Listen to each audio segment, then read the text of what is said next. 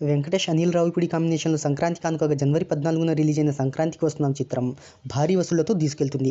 తొలి వారంలోనే ఏకంగా 200 కోట్లకు పైగా వసూళ్లను సాధించింది. అగ్రకథ నాయకుల్లో చిరంజీవి తర్వాత 200 కోట్లు అంతకంటే ఎక్కువ వసూళ్లు సాధించిన హీరోగా వెంకటేష్ నిలిచారు.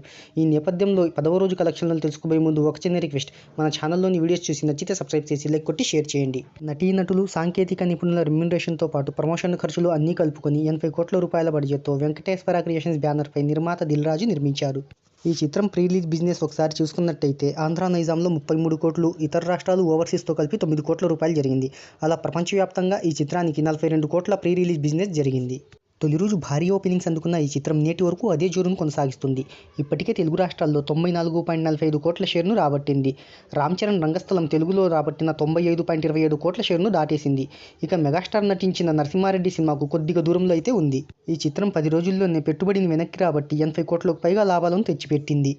10వ రోజు ఈ చిత్రం ప్రపంచవ్యాప్తంగా 4.26 కోట్ల గ్రాస్ వసూళ్లను రాబట్టింది. ఈ చిత్రం ఇప్పటి వరకు 230 కోట్లకు పైగా వసూలు చేసినట్టు వెంకటేశ్వర క్రియేషన్స్ బ్యానర్ అధికారికంగా ప్రకటించింది. మరి లాంగ్ రన్లో వెంకీ ఇంకెన్ని లాభాలను తెస్తాడో చూద్దాం.